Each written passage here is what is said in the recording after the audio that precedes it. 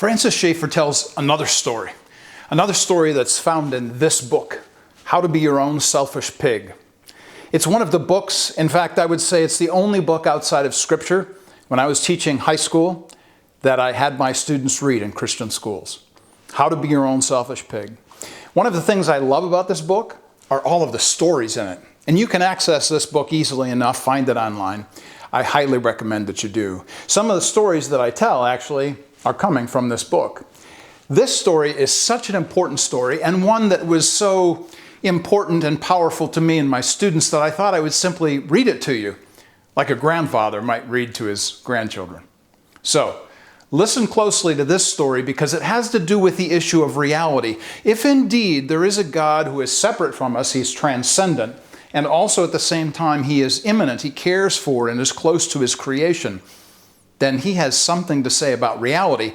In fact, the natural world is benefited by the supernatural world creating the natural world. So, in this particular video, listen to this story about the Hindu and the tea kettle. One afternoon, my parents visited Cambridge University, and this is Susan Schaeffer Macaulay, who is Francis Schaeffer's daughter, telling this story. My parents had visited Cambridge University and met with some students in the living room of a college apartment.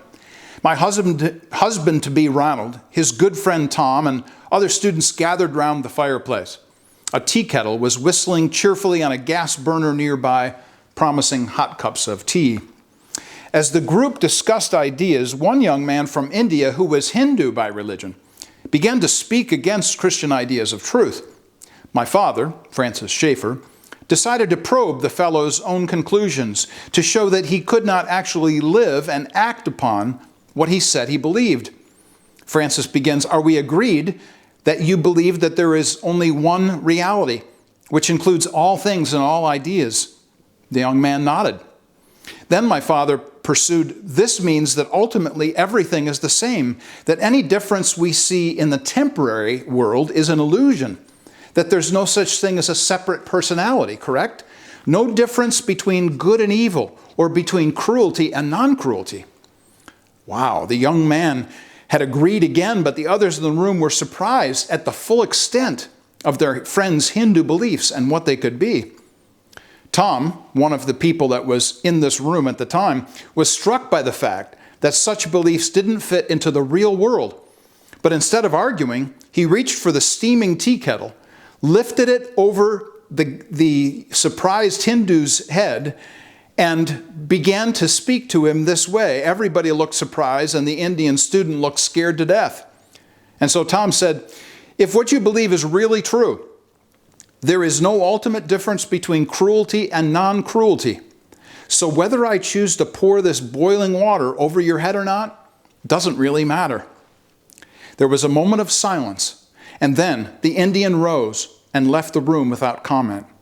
He could not match what he believed with real life. And isn't that just the same way with all things?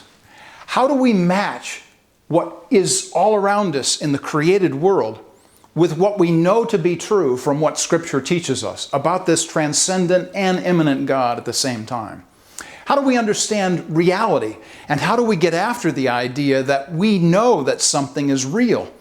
Is it simply real because I touch it and it's physical? Or is there a supernatural realm? We talk often about 5 senses, but we often forget, even as Christians, the 6th sense. That is, that there is another world to which we must give an account.